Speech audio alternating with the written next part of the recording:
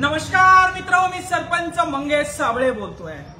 पण आज या ठिकाणी जिल्हा परिषद कार्यालय छत्रपती संभाजीनगर या ठिकाणी मी सरपंच म्हणून आलेलो नाही, तर माझ्या गावातल्या महिलांचा आवाज म्हणून या ठिकाणी आलेलो आहे।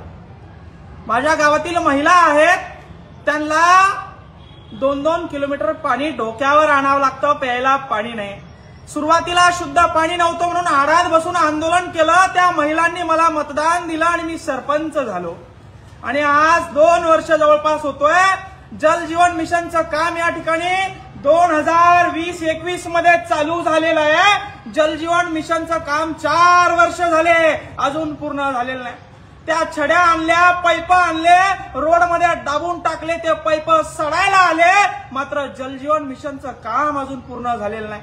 4 वर्ष झाले जल जीवन मिशनचं उद्घाटन झालं, 1,80,00,000चं इस्टिमेट तयार केलं बघा मित्र। 4 वर्ष झाले, पाईप रोड मध्ये दाबून टाकले, अजून काम झालं नाही। कुठं काम अडकलाय, कुठं घोडा पेंट खाताय का? 4-4 वर्ष एका जल जीवन मिशनच्या कामाला लागताय।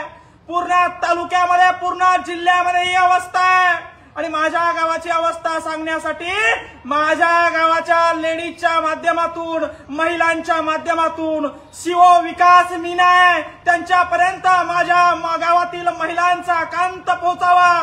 मुख्यमंत्री देवेंद्र फडणवीस, तुम्ही म्हणता लाडकी बहीण आहे, तुमच्या लाडक्या बहिणीला जल जीवन मिशन मध्ये पाणी प्यायला अजून मिळत नाहीये। 4-4 वर्ष झाले, अधिकारी लक्ष देईना, टक्केवारी घेतली का काय असं वाटायला लागलंय। माझ्या गावातल्या मला महिला विचारता, कर भाऊ तुला सरपंच केलं, तू आम्हाला प्यायला पाणी का अजून दिलं नाही? 3 वर्ष झाले तुला सरपंच केलं, डोक्यावर पाणी आणावं लागतंय, डोक्यावरचं खांद्यावर आणलं होतं, पण 3 वर्ष झाले जल जीवन मिशनचं काम चालू आहे, अजून काम पूर्ण झालं नाही।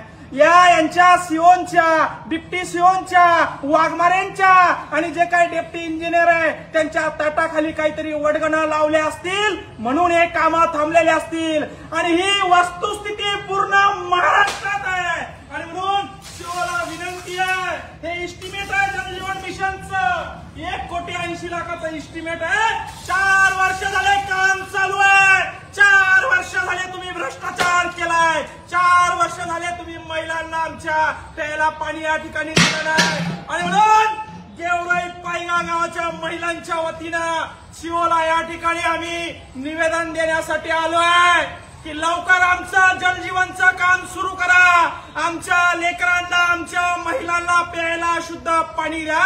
हे फक्त निवेदन आहे, तुम्हाला हात जोडून विनंती आहे। सरपंच होऊन 2-2.5 वर्ष झाले, शब्दपूर्ती केली नाही, त्याचं कारण असं आहे ठेकेदारानं काम कंप्लीट केलं नाही। ठेकेदाराची अवकात नव्हती काम कंप्लीट करायची, तर काम घेतलं कशाला? शासन बजेट देत नाही म्हणतंय, मुख्यमंत्री लाडक्या बहिणीला डोक्यावर पाणी आणायला लावतंय।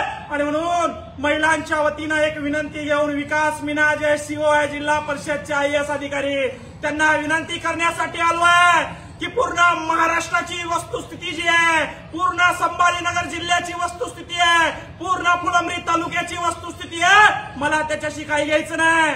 माझ्या गावात 2020 साली तुम्ही उद्घाटन केला जल जीवन मिशनचं, आज 5 वर्ष झाले नळ अजून आले नाही। मी गावात जायला मला नाक राहिलं नाही। महिला मंडळ मला रोज विचारतात, नळाचं काय झालं, पाण्याचं काय झालं, नळाचं काय झालं, पाण्याचं काय झालं। या सीओ लोकांनी टक्केवारी घेतल्या असाव्या, त्या वाघमारे इंजिनियर आहे त्यांनी टक्केवाऱ्या घेतल्या असाव्या। यांचं कॉन्ट्रॅक्टरवर लक्ष नाही, यांचं कामावर लक्ष नाही। आणि म्हणून मुख्यमंत्री देवेंद्र फडणवीस साहेब, तुम्हाला हात जोडून विनंती आहे, तुमच्या लाडक्या बहिणीला पाणी पाजायची जबाबदारी तुमची आहे।